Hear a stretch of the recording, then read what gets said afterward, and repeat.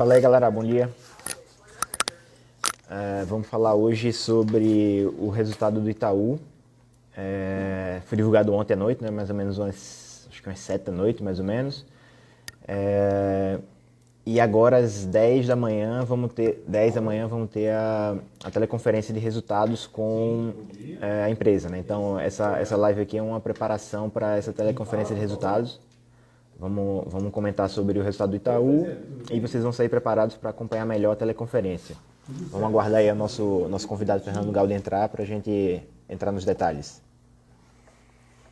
Se quiserem já ir mandando alguma pergunta aí enquanto ele não chega, eu vou respondendo. Por participar do processo, tá? Primeiro que nada, agradeço muito.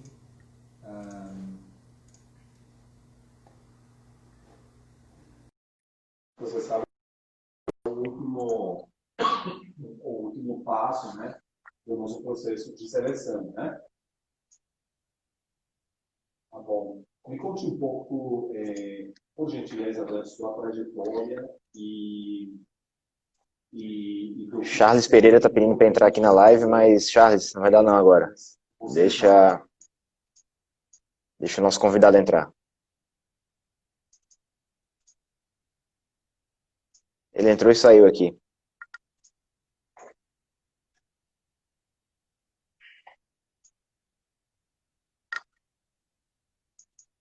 Beleza? Agora vai.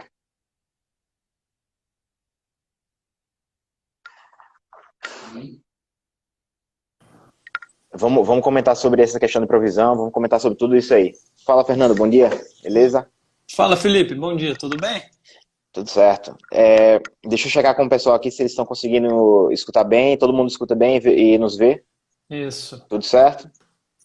Confirme aí que a gente começa. A gente vai comentar indiretamente sobre o IRB, fiquem ligados aí. Vai chegar um momento que nós vamos falar sobre isso. Aproveitem, pessoal, estão ouvindo bem, beleza? Então aproveitem, clica nesse aviãozinho aí, envia para todo mundo que tem interesse em análise fundamentalista de bancos. Vamos começar uma aula agora com o cara que mais sabe de contabilidade de bancos, análise de banco, derivativos, instrumentos financeiros. Esse é o cara aí, aula de graça para vocês. Vamos lá, Fernando.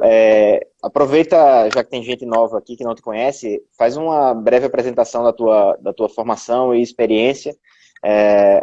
Tem um detalhe adicional aqui, Fernando fez doutorado na USP em contabilidade, o orientador dele é o diretor financeiro do Itaú. Então o cara conhece o preparador lá de quase tudo no Itaú. Então vamos aproveitar ele aí. Isso aí, Felipe. Então, primeiramente dizer que é um bom dia aí para todo mundo, para você, pessoal do Traders Club, mais uma bela iniciativa aí de a gente tentar trazer mais conhecimento para o nosso público. E a ideia aqui hoje é justamente a gente fazer uma análise aí sobre o tratamento contábil das operações do resultado que foi divulgado aí pelo Itaú. Fazendo aquele disclaimer inicial, né? Tudo que eu disser aqui representa a minha opinião pessoal. Nada deve ser entendido aqui como uma recomendação de compra, de venda, de negociação, mas a ideia é contribuir com a geração de conhecimento. Bom, como você falou para eu me apresentar, né? Eu tenho, como você comentou, né? Fiz doutorado na área de finanças, contabilidade, trabalho muito em consultoria para instituições financeiras, na parte de instrumentos financeiros. Já participei, já fui membro do comitê de auditoria de bancos, então acho que tem muita contribuição para a gente trazer aí, discutir aí com o pessoal. Beleza. Vamos começar, Fernando, falando sobre... Peraí, o pessoal está falando que tem áudio vazando. Eu achei aqui na sala. Eu vou sair aqui da sala por um momento. Deixa eu sair aqui. Beleza, acho que aqui vaza menos áudio. Eu não sei se dá para fechar o áudio aqui, pessoal. Dá para fechar o áudio aqui na live do Instagram? Acho que não dá. Infelizmente não dá, não. Então, eu saí da minha sala, vou ficar aqui. Eu acho que dá para vazar menos áudio aqui. Então, vamos lá, Fernando. fala sobre... Vamos começar dando uma visão geral sobre o resultado do Itaú. Tem umas questões específicas, a gente até já comentou mais cedo sobre elas, mas vamos dar uma visão geral primeiro do resultado. O que é que você viu aí de interessante? Eu acho assim, até agora, se a gente olhar os grandes bancos, né, que divulgaram, ontem o Itaú, um pouco na semana passada aí o Bradesco, Santander, uma coisa interessante que a gente consegue perceber é que é a qualidade de uma maneira geral e a solidez do resultado desses bancos, né? Então, cada um com a sua característica específica. O Bradesco, ele optou, por exemplo, por fazer uma provisão menor no primeiro trimestre, reforçou a provisão no segundo trimestre. O Itaú foi pelo caminho contrário, esse é um ponto importante, né? Então, o Itaú E isso você comentou até na live anterior, né? Você comentou que o Itaú veio com provisões talvez muito conservadoras no primeiro trimestre e era possível que agora viesse menor. Exatamente. Então, a justificativa é que eles estavam com um cenário muito incerto e diminuiu a incerteza, então eles fizeram uma provisão bem menor aí nesse trimestre, né, o que ajudou o resultado nesse trimestre. O Santander ele já ficou mais em linha as provisões dos 2 trimestres, mas de uma maneira geral, os bancos eles adotaram uma postura com relação à crise de privilegiar novas operações de crédito de qualidade, então mais operação de crédito para grandes empresas, para operações com garantia, e também um ponto que é importante, acho que a gente pode entrar em mais detalhe daqui a pouco, é a renegociação que muitos deles fizeram com os clientes, né? Então, renegociação no sentido de postergar pagamentos para 3, 4 meses, né? Então, esse teve um impacto importante aí também no resultado das instituições do Itaú de uma maneira específica, mas das outras instituições também de uma maneira geral. Mas o que a gente percebe é que os bancos, eles não tem muito como esses grandes bancos, os bancos incumbentes, eles estão muito associados ao resultado da economia, né? Então, de uma maneira geral, os resultados deles continuam sólidos, os bancos vão continuar crescendo, continuar gerando lucro, sem dúvida nenhuma. Eu acho que o pior da crise, aquele efeito maremoto, já passou e eles conseguiram transpor isso de uma maneira adequada. Mas também a gente não pode esperar que vai ter um mega crescimento aí de uma hora para outra, ou seja, o crescimento vai ser um pouco orgânico, vai ser um pouco em função do que for o desempenho da economia brasileira, né? Então, o que a gente tem hoje, olhando aí para os bancos, de uma maneira geral, a gente tem os valuations, os múltiplos atrativos, sem dúvida nenhuma, estão atrativos em relação ao histórico, que significa que, se você pensar... Fernando, antes disso, deixa eu só recapitular aqui, isso não é recomendação de compra nem venda de ativos, certo? A gente não está dando recomendação, estamos comentando sobre os números contábeis das empresas e indicadores de mercado como múltiplos.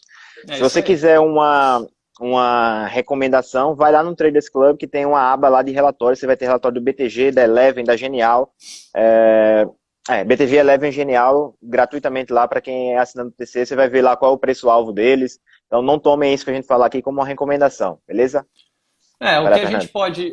Show de bola. O que a gente pode dizer é que esses múltiplos que eles representam normalmente é preço, né? Valor de mercado dividido por uma variável contábil, né? Então é o valor de mercado dividido pelo lucro, é o valor de mercado dividido pelo patrimônio líquido. Eles estão abaixo do que foi historicamente, ou seja, você tem aí um espaço para valorização dos bancos, né, em relação ao que historicamente eles foram. Se a gente olhar o resultado do Itaú especificamente, ele veio bem em linha com o que o mercado estava esperando. Principalmente se você olhar o que o banco chamou de lucro recorrente. Eu acho que a gente pode até entrar um pouquinho mais no detalhe aí do que é o lucro recorrente. Mas a ideia é o seguinte, você tem, quando você está pensando em fazer valuation, quando você está pensando em analisar uma empresa, você tem alguns efeitos que eles são pontuais, eles são específicos. Então, por exemplo, no caso do Itaú, o que aconteceu? Um efeito bem específico e que foi um impacto relevante. O Itaú fez uma doação para ajudar aí no combate aos efeitos da pandemia. e registrou isso, né, no valor de 834 milhões nesse trimestre. Então, realmente, você está falando em quase 1 bilhão no resultado da companhia, que é uma despesa, né, foi um impacto negativo no resultado, só que ele não vai continuar nos próximos períodos. Então, o que o banco faz?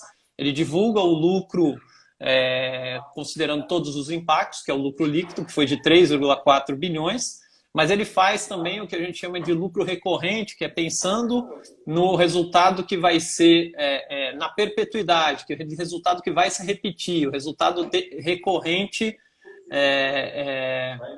nas operações. Aí o lucro foi para 4,2 bilhões, que ficou em linha, aí, mais ou menos em linha aí, com a expectativa do mercado. Então, olhando aí o lucro, olhando o ROI, que é recorrente, que foi de 13,5%, né, do Itaú, ele também veio aí em linha com que o mercado estava esperando, mesmo tendo alguns impactos pontuais, tipo essa doação, tipo a reclassificação do IRB que você estava comentando e também alguns outros impactos aí, Felipe. Boa. O lucro eu acho que deve ter vindo aí 200 milhões abaixo do consenso do mercado. Então foi em linha, era o que o mercado estava esperando. Não dá para acertar exatamente quanto vai ser, mas estão 200 milhões num resultado bilionário, a gente pode dizer que foi de fato em linha. Eu vou pegar uma pergunta aqui, Fernando, Peter Linchado. Lucro recorrente está considerando uma redução na perda de crédito, uma vez que prazos estão sendo postergados. Ainda assim, faz sentido analisar o lucro recorrente?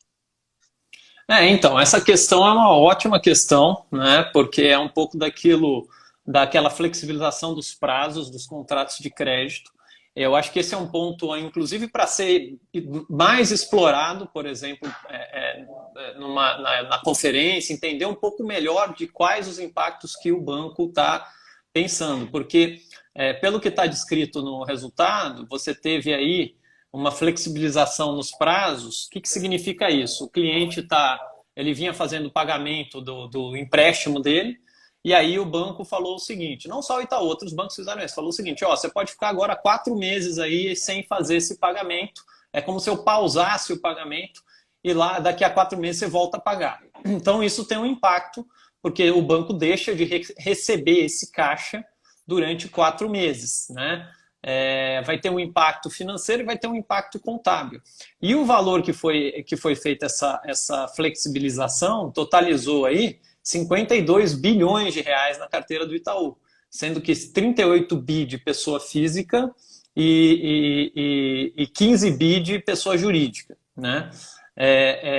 Então, o que significa isso? Significa que essas renegociações foram feitas lá em março, abril, maio, vamos assim dizer, e elas vão estar...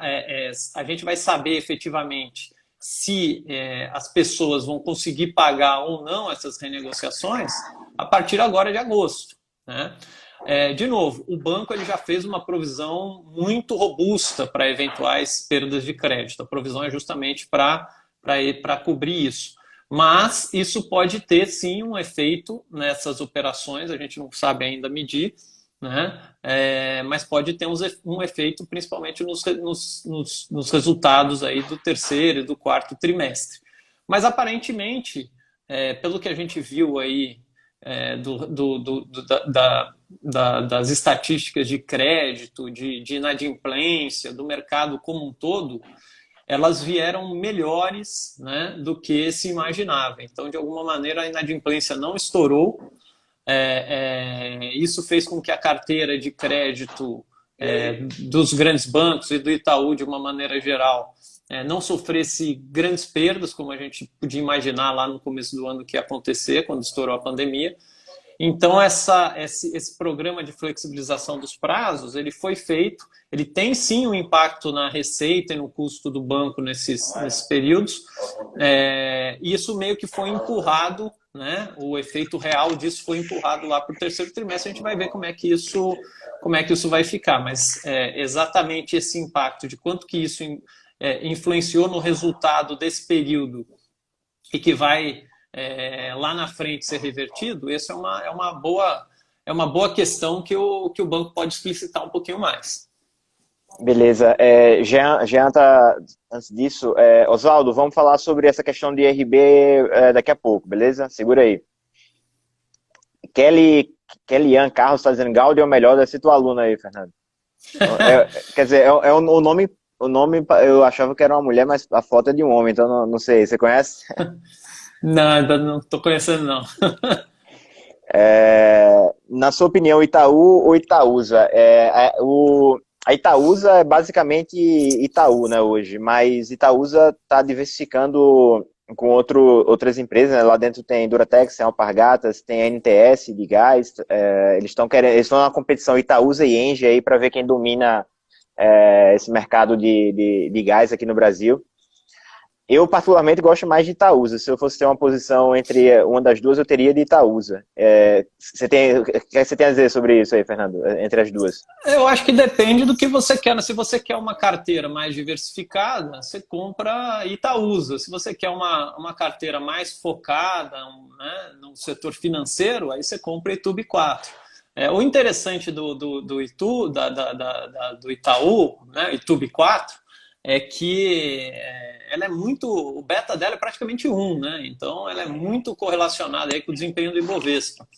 Agora, quando a gente olha outra coisa interessante também é o seguinte, debaixo do Itaú, né, você tem o banco, os resultados do banco, do conglomerado e tal, mas você tem outras empresas que o Itaú foi adquirindo aí ao longo da sua trajetória, né, até como uma estratégia de crescimento. Então, claramente, o Itaú ele tem uma estratégia de crescimento que hoje já extrapola o Brasil, ele começa, eu acho que essa é uma diferença importante do Itaú, por exemplo, para outros players, principalmente com o Bradesco, né? O Itaú tem participação e está claramente tentando crescer na América do Sul e em outros lugares.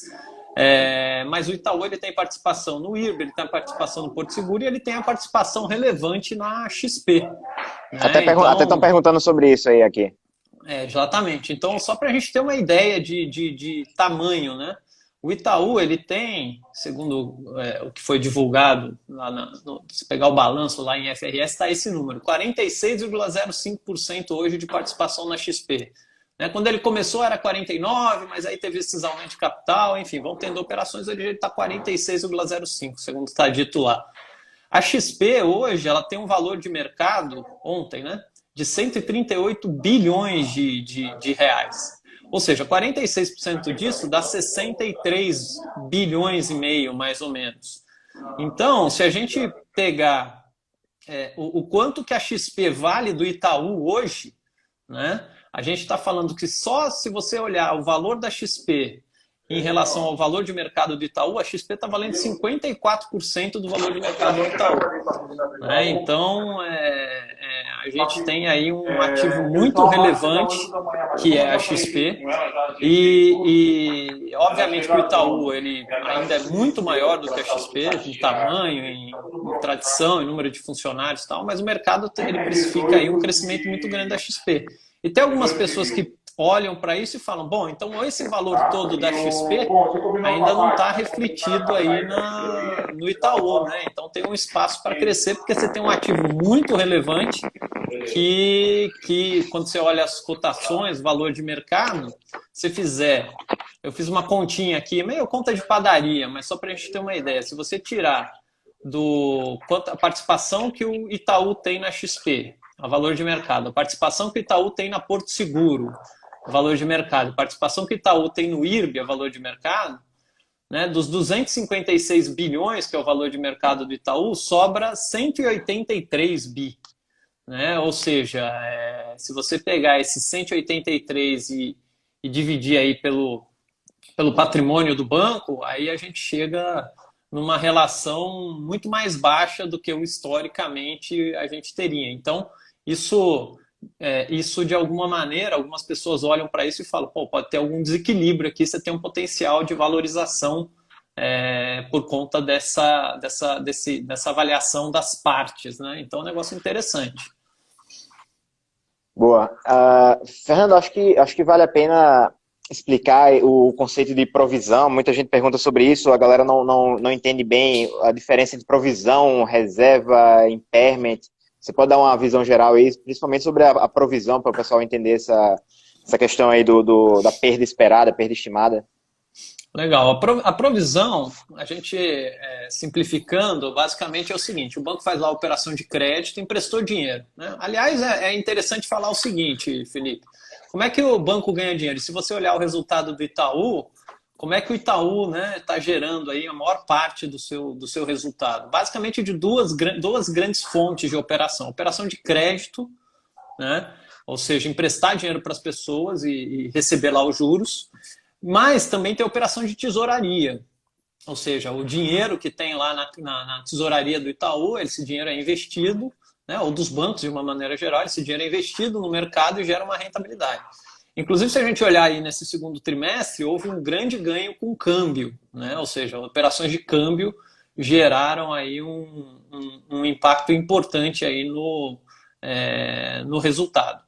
E aí, em relação a essas operações de crédito, os bancos aqui no Brasil, olhando aí o balanço COSIF, regulamentação do Banco Central, eles têm que constituir uma provisão. E essa provisão ela tem que olhar tanto para perdas incorridas, que é, por exemplo, o cara atrasou.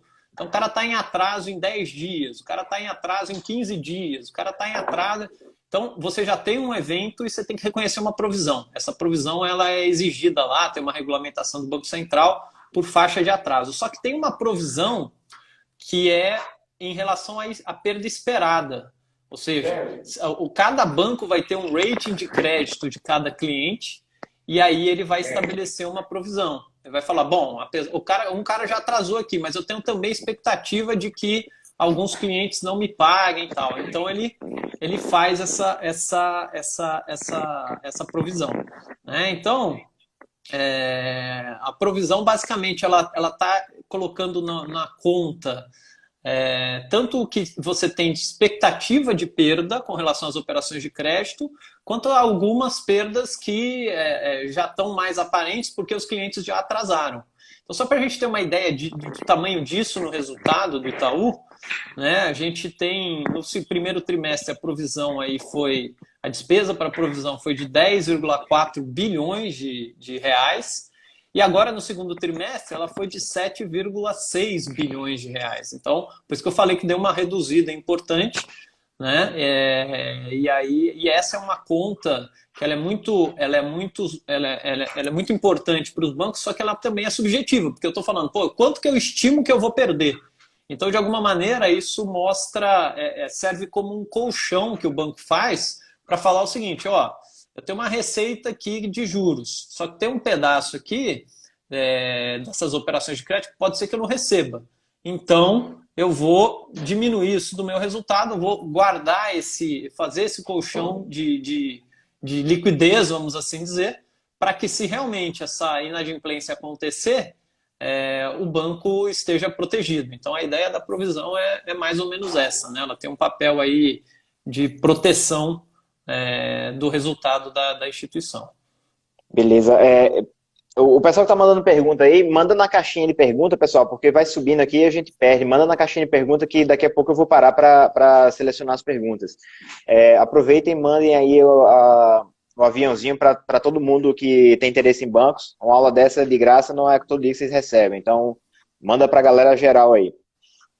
Eu estava conversando hoje cedo, Fernando, com o nosso sócio aqui e diretor de relações com o mercado, o Guilherme Parra Bernal. O cara sabe muito de banco também. Ele comentou sobre algumas coisas que a gente já comentou, sobre os resultados do banco, algumas coisas boas, algumas coisas ruins, mas teve uma coisa que chamou a atenção dele com relação ao mix de receita do banco, e talvez o Itaú tenha sido conservador com algumas coisas, mas isso pode levar a provisões menores no futuro. A gente não sabe o que vai acontecer nos próximos trimestres, e também uma possível reversão, se tiver que fazer reversão mais rápida do que a gente espera. E aí, qual a tua visão sobre esse ponto? Você acha que deve ter reversão? Você acha que pode ser mais rápido, mais lento? Reversão, para quem não está por dentro aí, pessoal, o banco faz a provisão. Se o evento que eles estão provisionando não ocorrer, eles vão reverter isso. Então, entrou como uma despesa, depois vai entrar como uma receita de volta na DRE. Eu acho que esse impacto de reversão a gente vai ver no ano que vem. Eu acho que tem um potencial aí grande de passando esse ano. Acho que os bancos ainda esse ano vão ser um pouco mais conservadores nesse sentido, mas na medida em que o cenário vai ficando mais claro, eu acho que pode ter um potencial grande aí de reversão. E como a gente falou, né? Se a gente olha, só para a gente ter uma base de comparação, o que foi feito de provisão de impairment no primeiro trimestre de 2020 foi 10,4 bi, agora foi 7,5. Se você olhar o semestre, foi de 18 bilhões de provisão esse ano, né, no Itaú, só como um caso específico.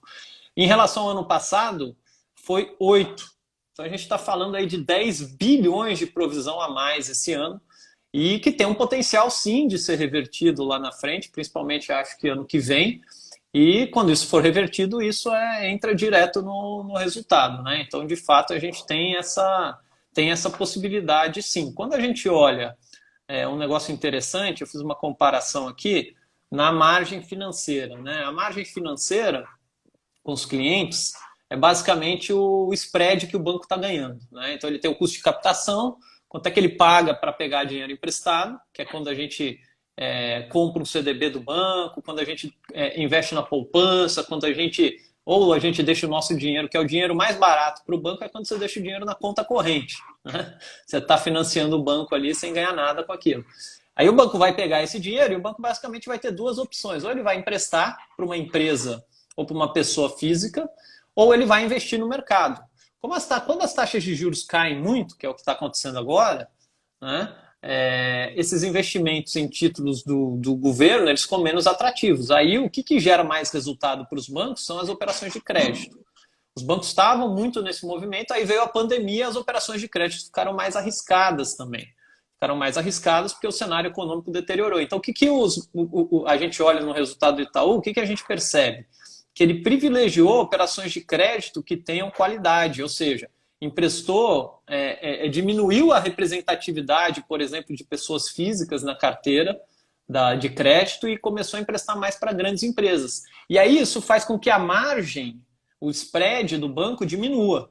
Então a gente consegue enxergar esse movimento de queda aí do spread, queda da margem, né? No segundo trimestre, se a gente olha essa margem financeira com os clientes de Itaú, foi de 8,4% no consolidado, né? Contra, se você olhar o segundo trimestre de 2019, era 10%. Então, teve uma diminuição nessa margem, mas muito por conta do banco estar buscando aí crédito de maior qualidade. Então, tem um lado ruim, porque isso diminui o resultado da empresa num determinado momento, mas quando você está olhando mais para o longo prazo, isso é bom, porque é um crédito que provavelmente não vai ter problema, né? Não vai entrar em default, então é um resultado que num primeiro momento ele tem um impacto negativo, mas se você olha mais para o longo prazo é um resultado mais sustentável. Então essa tônica apareceu aí no resultado, nesses resultados desse trimestre. Boa. Para quem chegou depois, não sabe, Fernando é um dos caras que mais sabem aí de contabilidade, especificamente de bancos do Brasil. Ele é sócio de algumas empresas, dentre elas ele é sócio de uma asset, e eu convenci ele a fazer um curso de análise e valuation de bancos. É um curso que a gente não tem no mercado, ninguém olha para banco, né? Ninguém se preocupa em analisar bancos. Mas nesse momento que a gente está, você tem que saber escolher qual banco que você vai comprar. Todos os bancos, no geral, estão bem descontados, mas uns têm um risco específico, outros têm um risco mais de governo. Então você tem que saber escolher bem qual banco que você vai entrar para correr essa possível corrida aí esse rally dos bancos que ficaram bem para trás. Tem questões políticas, tem questões tributárias, questões de negócio, então tudo isso tem afetado os bancos e fez com que eles não andassem. A proibição lá de pagamento de dividendos acima do mínimo, então tudo isso segurou os bancos. Para aproveitar o rally de subida dos bancos, você tem que analisar e escolher bem qual banco você vai comprar, né? Então, quem tiver interesse em saber mais sobre isso, tem um curso de Fernando aqui no TC, No final aqui da live eu vou colocar um cupom para vocês de desconto para quem quiser assinar esse curso e ter contato direto com ele e aprender como faz análise e avaliação de bancos para chegar no valor justo aí que vocês acham para cada ação. Fernando, eu vou pegar umas questões que eu anotei aqui e aí depois eu vou pegar essas perguntas que mandaram aqui na caixa. Galera, mandem as perguntas na caixa de perguntas porque eu não consigo acompanhar aqui essas mensagens que vão subindo e descendo. Eric perguntou aqui, Fernando, antes disso, isso aqui acho que é legal a gente falar. Ele disse que no TC Cash que você participou um tempo atrás, você estava bem negativo com relação ao resultado dos bancos nesse ano, principalmente em questões de inadimplência. Isso continua? Eu vou fazer uma introdução antes, eu não interpretei que ele estava negativo com relação aos bancos. Ele estava cauteloso com relação a alguns pontos. Uma galera interpretou que o cara estava negativo, que não era para comprar banco, mas não foi bem isso a minha visão. Acho que agora é a hora aí de você falar um pouco melhor sobre isso aí. Não, eu acho que a discussão era muito de potencial ou da velocidade, né, de retomada do setor. O que eu ainda continuo achando é que os bancos são muito vão depender muito, a retomada dos bancos vão depender muito de como vai evoluir a economia brasileira. E ainda tem uma incerteza grande em relação a isso, né? A gente tem os chamados anabolizantes que foram dados para a economia estão meio que diminuindo, isso sem dúvida nenhuma vai ter um impacto aí para frente. Você começa a ter um pouco mais de desconfiança aí com relação a gastos do governo, né? Então já começa a ter pressão aí para o governo começar a gastar demais, isso pode também ter um impacto negativo aí na confiança dos agentes, ou seja, eu continuo com a mesma visão, né? Na verdade, a minha visão é que o resultado desse segundo trimestre ele viria mais ou menos em linha aí. Eu acho que o que surpreendeu positivamente, pelo menos na minha expectativa, foi a inadimplência, né? Então, acho que a inadimplência, claramente os bancos conseguiram, de alguma maneira, controlar essa inadimplência, focaram na qualidade de crédito. Isso teve impacto na margem, né, também, na margem do... Teve impacto na margem e assim, o resultado dos bancos, eles vieram mais ou menos em linha, né, com o que você estava esperando. Tinha gente que estava apostando que os resultados iam surpreender, iam vir muito acima do que estava esperando, mas na verdade os resultados nesse segundo trimestre vieram mais em linha. A tendência com a economia melhorando, as coisas voltando mais ao trilho, os resultados irem melhorando, até por conta, principalmente dessas provisões, essas grandes provisões, na medida em que elas vão sendo repensadas, revertidas em determinadas situações, isso pode acontecer, isso também vai gerar aí um impacto positivo. Então, eu acho que os bancos é mais ou menos isso. Eles têm, de novo, você olha o setor como um todo. O setor tem espaço para crescer bastante, principalmente olhando aí, se você olhar os bancos incumbentes, né? Bradesco, Itaú, Santander, Banco do Brasil, né? Que são os líderes aí de mercado. Tem espaço para crescer. Você tem os bancos, você tem, por exemplo, os bancos menores, que também...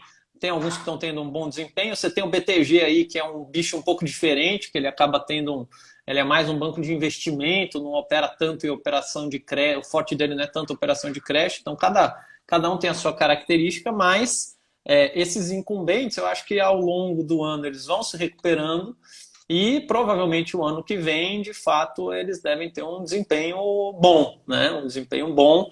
E aquela história, o banco não é a minha visão, né?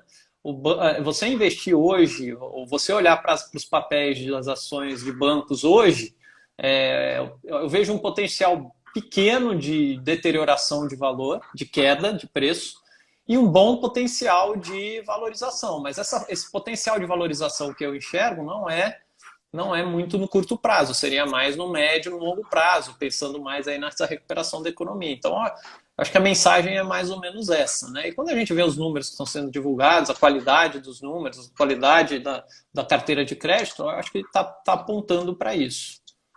Isso. E aí, quem quem acredita nos bancos, se acredita que eles estão baratos, se acredita que eles vão se recuperar com a retomada da economia, se acredita que eles estão sendo conservadores demais nas provisões, você pode fazer sua análise e comprar enquanto está barato. Se você acha que está barato, você compra. Lembrando que eu não estou dando recomendação, né? Só estou dizendo aqui o racional por trás da cabeça do investidor. Se você acha que está barato, se você acha que vai se recuperar com a economia, se você acha que tem uma questão política por trás das provisões, compra os bancos. Controla teu risco, mas compra.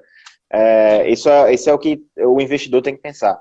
Tem um cara, assim, dois caras de valuation aí que são os caras que dominam aí a parte conceitual, os livros, né? Os caras que desenvolvem aí os modelos. Um é o da Modana, muita gente conhece, e tem um outro cara que chama Stephen Pinman, né? Que para mim é um dos melhores livros de valuation. Ele fala o seguinte, o Pinman fala o seguinte, sempre que você vai investir, você tem que olhar para dois aspectos, dois riscos que você tem em investimento, de comprar ação. Um chama risco de preço.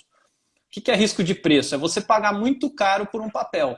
Eu posso comprar um papel que é bom, só que se eu pagar muito caro por aquele papel, eu não vou ter um retorno bom. Essa é a primeira coisa. O segundo é o risco de fundamento. O que é risco de fundamento? Eu posso comprar um papel, mesmo que ele esteja barato, mas se os fundamentos da empresa são ruins, aquela empresa vai performar mal, o meu investimento vai ser ruim. Então você tem esses dois aspectos que sempre precisam ser avaliados, risco de preço e risco de fundamento. Quando a gente olha para os bancos hoje, brasileiros, o risco de preço a gente pode dizer que ele é baixo em relação, por exemplo, a outros setores da economia que estão com price to book maior, price earnings maior, enterprise value sobre EBITDA maior, né, e assim por diante. Agora, quando você olha para o risco de fundamento, a gente, fazendo essas análises de resultado, olhando, né, para a qualidade, a gente também começa a perceber que, de novo, existe aí uma retomada do setor. Então, você tinha um risco de fundamento muito maior lá no primeiro trimestre, né, uma incerteza muito maior que ia acontecer do que tem hoje.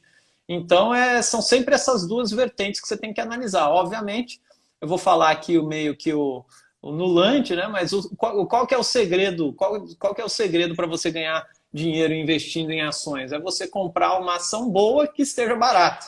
Basicamente, o que significa isso? Você comprar uma ação de uma empresa que tem bons fundamentos, vai ter capacidade de gerar lucro no longo prazo, tem capacidade de crescimento, capacidade de geração de receitas, mas não adianta nada eu comprar uma ação que esteja muito cara, porque aí ela vai crescer, sei lá, 5%, 10%, e aí eu vou estar concentrando o risco num papel que eu poderia investir em outro que teria uma capacidade de crescimento bem maior. Eu sempre gosto de falar isso também. Tudo depende de preço. Se uma empresa ruim num preço muito bom, pode ser um investimento bom, como por exemplo a Oi. A Oi, eu comprei, o meu preço médio estava 90 centavos, vendia R$2. Eu comecei a vender a 1,90 e pouco, eu acho, e depois finalizei a R$2. Empresa horrível, puro lixo, mas foi um bom investimento, porque o preço estava atrativo, fazia sentido assumir o risco da empresa. Tinha gatilho de aquisição, então aproveitei esse movimento. Então tudo tem um preço. Dependendo do preço, vale a pena assumir alguns riscos e você deve controlar seu risco, né? Você como investidor deve controlar seu risco, então não vai ir 100% da sua carteira em Oi, por exemplo. É muito arriscado fazer isso. Mas uma quantidade razoável que você aceita perder, vale a pena. Os bancos é parecido, a ideia é essa. Se o preço está atrativo, você não tem pressa, você acha que vale a pena assumir o risco, assume o risco, mas controla o risco, né, para não se expor demais na sua carteira. Alguém perguntou sobre dividendos. Ontem o Itaú anunciou que eles vão pagar 4 centavos aí por ação de juros sobre capital próprio. A data de pagamento vai ser, tá aqui, dia 26 de agosto, o pagamento, data X após o dia 17. Então, quem tiver ação na carteira, fechando o dia 17 com a ação na carteira, tem o direito de receber esse juros sobre capital próprio no dia 26. Beleza? Mesmo que você não tenha mais ação no dia 26, você fechou o dia 17 com a ação na carteira, você vai ganhar esse dividendo. Beleza? E um negócio interessante aí, Felipe, tem um índice que a gente olha bastante, que é o dividend yield, né? O que é o dividend yield? É quanto a empresa pagou de dividendo, juros sobre capital. Juros sobre capital próprio é um dividendo disfarçado, né? Mas é distribuição para acionista, a mesma coisa que dividendo. Então, se você olha esse índice aí, por exemplo, para Bradesco e Itaú, ele está acima de 5%. Né? 5% significa que o dividendo em relação ao preço da ação, o retorno é como se você recebesse só no retorno do dividendo, no Bradesco, nos últimos 12 meses foi 5,4%, 5,5%, no Itaú foi 5,7%. Então, se a gente está pensando numa taxa de juros hoje baixa da economia, né, numa Selic aí de 2,25 e potencial até de queda, você está falando um dividend yield, num retorno de dividendo de mais de 5% histórico, né, tudo bem que ele deve cair um pouco agora, mas mesmo assim, você já tem é como se você estivesse comprando ali um papel e você já sabe que você vai receber uma valorização que vai vir dos dividendos, porque esses grandes bancos eles continuam pagando dividendos, e além disso você tem uma expectativa de valorização do papel. Então, é um pouco daquilo que eu falei, né? De novo, eu não acho que você comprar um grande banco desse, ele vai subir aí. A gente tem os cases aqui no Brasil, né? De num trimestre a ação sobe 50%, 60%, 70%. Não acho que existe espaço para isso nos bancos. Mas, por outro lado, é um investimento mais seguro no sentido de que você tem um dividend yield, você tem um dividendo que você vai receber com uma taxa razoável em relação à renda fixa que tem aqui no Brasil hoje, e um potencial razoável também de crescimento no médio e longo prazo. Então, o setor de bancos hoje, ele é um setor interessante para as pessoas olharem. Então, e se a gente olha o histórico do setor de bancos, se você comparar a rentabilidade, né, nos últimos 10 anos no setor de bancos em relação ao Ibovespa, o Ibovespa rendeu de 2000 a 2019 10% ao ano em média. Né? O setor de bancos, 16,8% ao ano em média. Então, como o banco ainda está atrasado em relação ao Ibovespa, se você olhar esse histórico, por isso que a gente fala, aí, pensando no médio, no longo prazo, pode sim ter potencial. De novo, não vai ser aquela porrada, né? Caso da Oi, caso de outras empresas que estão em situação muito diferentes. Os bancos não, os bancos são uma situação sólida, mas é um crescimento mais sustentável. Então existe sem dúvida nenhuma essa possibilidade. Boa. Eu vou pedir para a gente comentar o caso aqui dessa contabilização do IRB, e aí eu entro nas perguntas aqui para a gente entrar na fase final. Quem tiver pergunta, pessoal, manda na caixa de perguntas aqui, não nos comentários, porque nos comentários eu não consigo acompanhar. Fernando, ali no dia 22 de abril, eu acho, Bradesco e Itaú, por volta desse dia, né, Bradesco e Itaú renunciaram à posição no Conselho de Administração do IRB. Os dois, acho que Itaú deve ter 11% das ações do IRB, Bradesco deve ter algo em torno de 15%, BlackRock tem acho que 5%, e o resto está mais pulverizado. Quando eles renunciam à posição no Conselho de Administração, eles perdem o que a gente chama de influência significativa.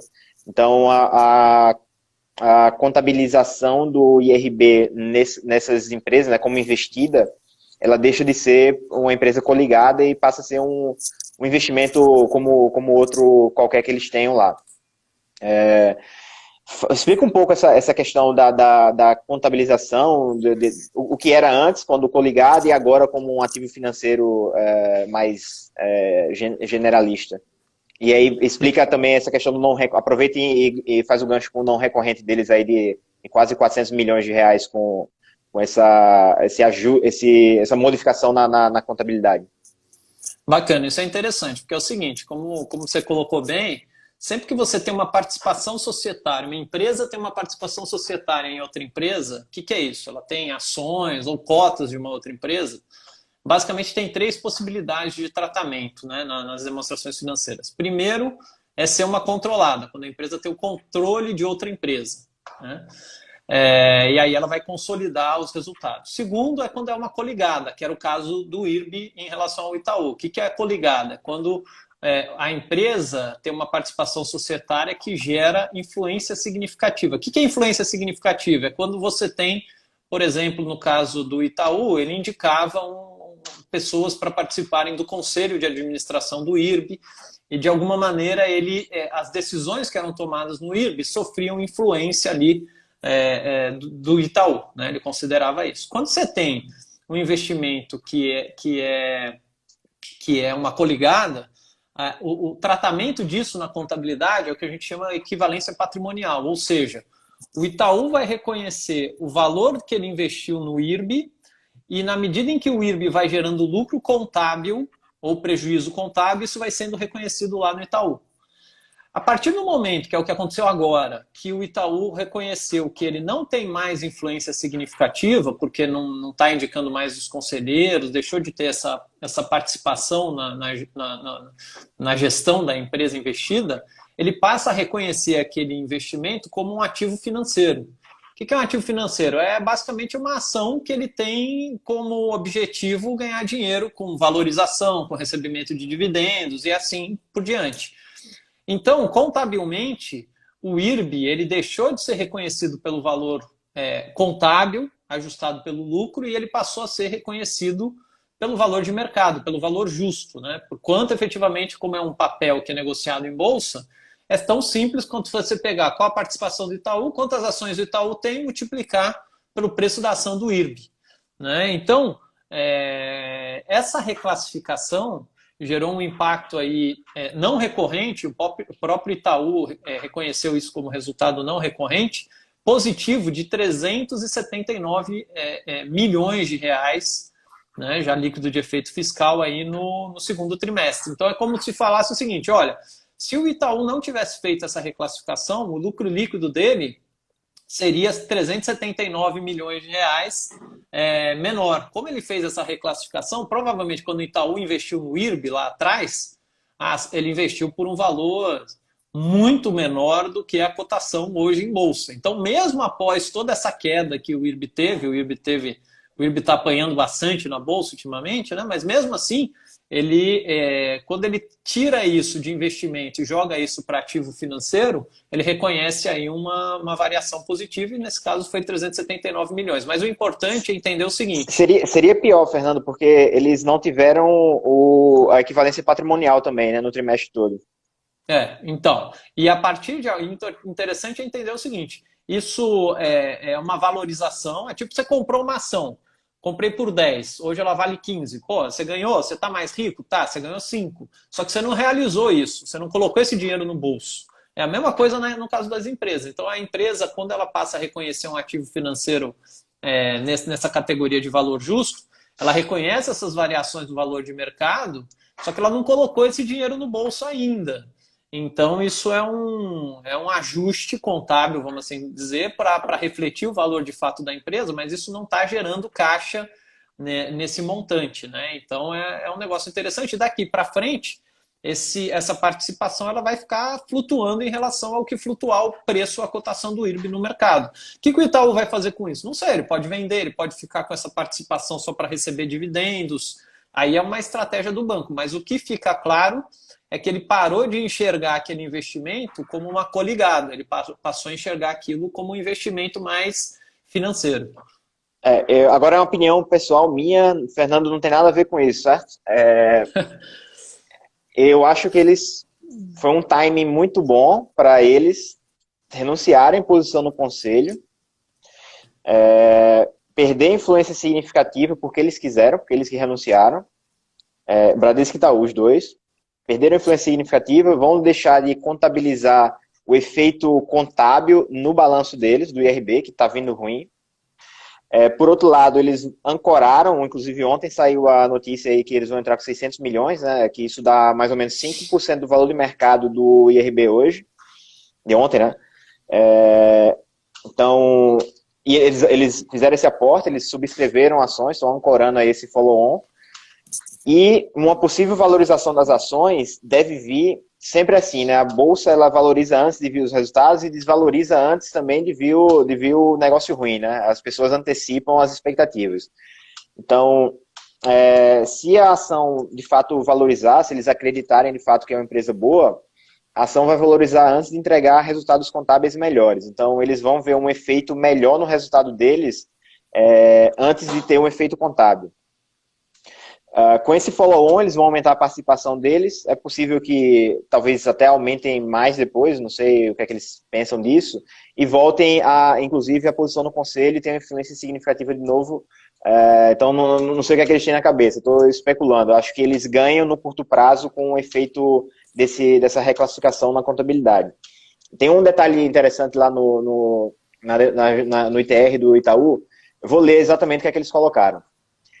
O Itaú Unibanco Holding mensura subsequentemente todos os seus instrumentos de patrimônio ao valor justo por meio do resultado, exceto quando a administração escolhe, no reconhecimento inicial, designar irrevogavelmente um instrumento de patrimônio como valor justo por meio de outro resultado abrangente, se for mantido com outro propósito que não apenas gerar retornos.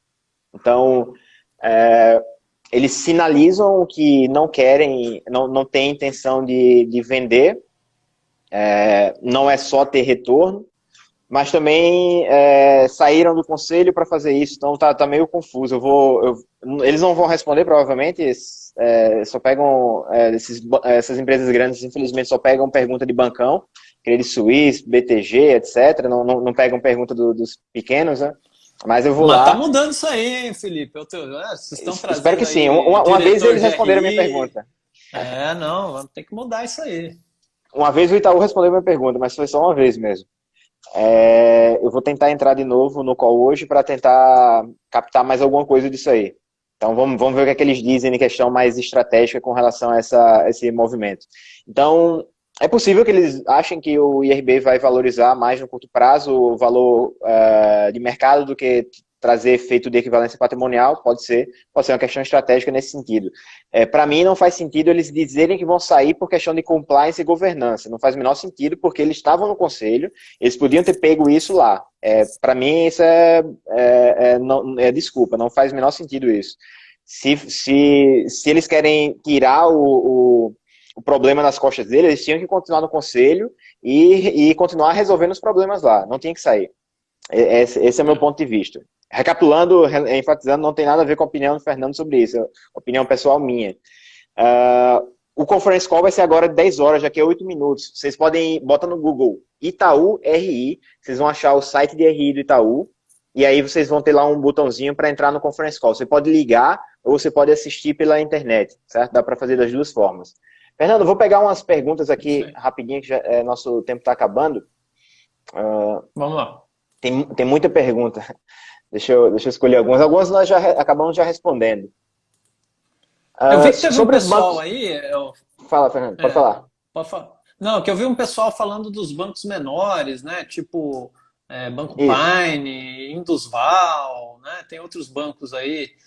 Assim, uma coisa que eu acho que é importante sempre levar em consideração, qualquer papel que você vai investir, é a questão da liquidez do papel, né? Ou seja, quanto que é negociado, qual o volume médio negociado no dia ali, né? Então, com relação tem alguns bancos em bolsa que você tem principalmente alguns papéis de bancos menores, bancos públicos em algumas situações, que tem uma liquidez muito reduzida. Então, eu diria sempre para o cara olhar lá qual que é a liquidez do papel nos últimos 30 dias para, né, se você vê um papel que negocia 50 mil no dia, 100 mil no dia, dependendo do valor do investimento que você queira fazer, isso pode inviabilizar, né? Então é uma coisa importante aí ficar de olho nesses valores. Beleza, tem uma pergunta aqui, eu coloquei na tela. O resultado foi melhor ou pior do que o esperado? A gente já comentou sobre isso, mas dá mais uma pincelada nisso aí, Fernando, por favor? Eu acho que veio em linha, tá? Eu diria que ele veio bem em linha aí com o esperado. Esse é um negócio interessante porque a gente mostra isso, as pesquisas mostram isso, que como é que a ação reage? A ação ela não reage ao resultado em si, ela reage ao que a gente chama de surpresa do resultado. O que é a surpresa? É o lucro menos a expectativa de lucro que o mercado tinha. Sempre que a surpresa é positiva, por exemplo, que a empresa divulga um lucro superior à expectativa de mercado, aí o impacto no preço tende a ser positivo, ou seja, o preço das ações tende a subir bastante. Agora, quando a empresa divulga um lucro, mesmo que seja um lucro grande, né, a gente não pode dizer que o lucro divulgado aí pelo Itaú de lucro recorrente de 4,2 bilhões de reais é um lucro gigante. Mas como ele vem em linha, mais ou menos, com a expectativa de mercado, não teve uma surpresa muito grande. Então, isso é uma coisa muito importante do pessoal que está começando investimento, pessoal que tem interesse em acompanhar aí as empresas. Quando as empresas vão divulgar resultado, isso é uma informação nova que está chegando. Só que você sempre tem que comparar isso com a expectativa.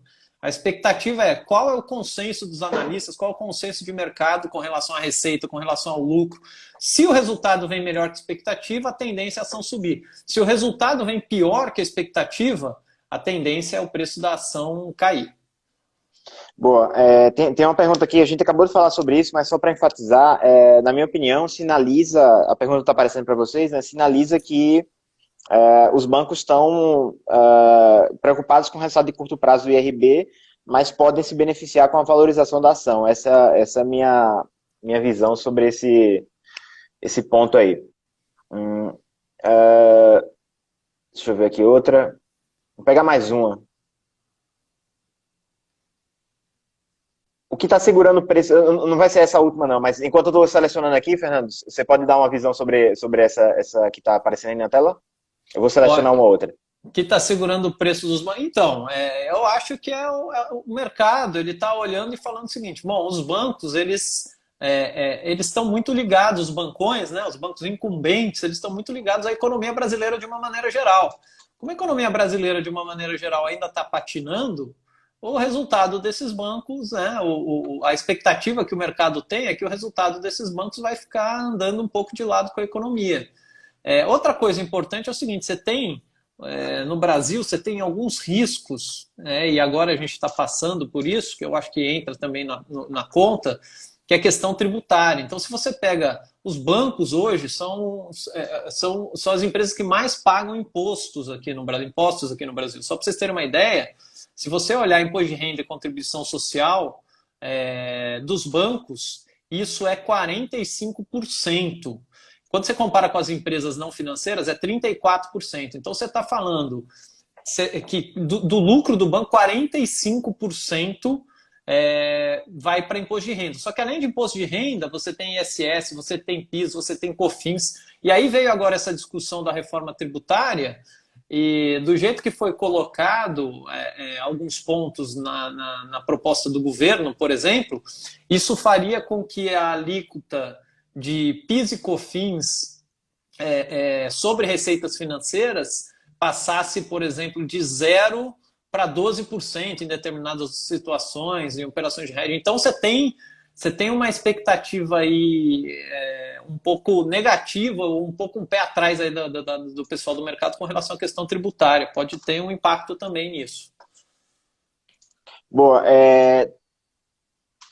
Engenheiro, eu acho, Adão Júnior disse que o desconto está inválido. Eu vou pedir para liberarem na loja, Adão. Que a gente não nos deixa liberado toda hora. Vamos, acabando a live aqui, eu vou pedir para liberarem esse cupom. Se vocês tiverem qualquer dificuldade para comprar o curso com o cupom, manda mensagem para mim ou manda mensagem no TC que a gente libera para vocês, beleza? Mas acabando aqui a live, eu vou pedir para liberarem esse cupom na loja. Ele vai ficar disponível lá por tempo bem limitado, certo? Então, vou liberar, vai ficar até o final do dia de hoje e aí a gente fecha de novo. Então, só para finalizar, pessoal, o curso de análise e valuation de bancos está disponível na nossa loja de cursos, no Traders Club. É o único curso do mercado que fala disso, com um cara que realmente sabe do que está falando. O cara tem doutorado, tem pós-doutorado em contabilidade e finanças, especialista em tributação, especialista em análise de bancos, trabalhou em banco, é sócio de uma asset. Não é em qualquer canto que vocês vão encontrar um cara que sabe tanto quanto esse. E para convencer um cara desse a dar um curso é difícil, né? É na amizade. Então, por isso que não é em qualquer canto que vocês encontram um curso assim. Então, aproveitem. Fernando, para a gente finalizar, fala um pouco sobre tributação. Você acompanha bem a questão de tributação. Eu peguei essa pergunta aqui só para dar um contexto de tributação. O que é que você está vendo aí desse cenário de tributação aqui no Brasil, especificamente de bancos também? Então, até um pouco do que eu estava falando. Um pouco do medo que eu tenho é o seguinte: o pessoal gosta de jogar e empurrar as contas muitas vezes para os bancos, né? Os políticos gostam muito disso, porque tem um apelo fácil.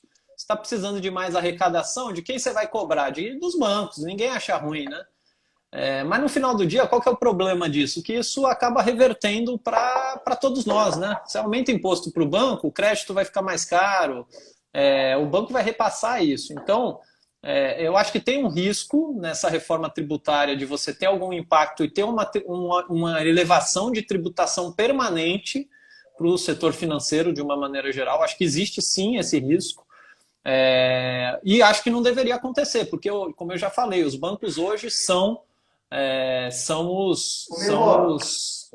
empresas mais taxadas aqui no mercado brasileiro, já pagam muito imposto, e isso acaba refletindo nesse crédito mais caro que a gente tem, né? Então o pessoal fala, por que o spread no Brasil é um dos maiores do mundo? Um dos componentes é porque a tributação nos bancos é extremamente elevada. Agora, se realmente sair a reforma que o governo está querendo, você vai ter uma diminuição na taxação das empresas de uma maneira geral, e aí imagino que se incluem os bancos, né? Então o imposto de renda cai lá dos 34% para 20%, os bancos devem cair lá de 45% para 25%, alguma coisa assim. Só que você vai passar a ter uma tributação sobre os dividendos, né? Então, hoje os dividendos são isentos, quem recebe dividendo, o investidor que compra ação e recebe dividendo, ele não paga imposto. Se tiver a reforma que o governo está querendo, ele vai passar a pagar. Então, isso vai fazer com que as pessoas e as instituições, né, as empresas, elas reinvistam mais o dinheiro e provavelmente isso pode ter um impacto, diminuir um pouco o dividend yield e fazer com que você ganhe muito mais no ganho de capital, né? Ou seja, as pessoas vão querer esperar mais para negociar o papel efetivamente quando ele subir. Então isso pode ter um impacto aí na gestão do investidor. Antes o cara ficava com o papel na carteira durante muito tempo para receber dividendo e tal. Agora, quando ele quiser rentabilizar, se tiver a mudança tributária efetivamente, ele vai precisar vender o papel. Então pode ter um impacto, sim, na dinâmica aí do mercado. Mas a ver, né? Vamos ver como é que vai ser essa reforma. Beleza. Obrigado, Fernando. Obrigado aí pelo seu tempo. E, pessoal, sexta-feira nós temos outra live aí. Eu vou divulgar o assunto mais próximo do dia. Vamos pegar alguma empresa que divulgou o balanço essa semana para comentar aqui também. O call do Itaú começou agora, né, faz 2 minutos, então vamos lá para o call todo mundo. Bota no Google Itaú RI, vocês vão encontrar lá o site de relações com investidores. Lá vai ter o link para escutar o call. Vamos lá escutar e vamos mandar pergunta. Valeu, Fernando. Obrigado aí obrigado pelo tempo e obrigado aí vocês pela presença, pessoal. Valeu. Valeu, Felipe. Valeu, pessoal. Abraço a todos.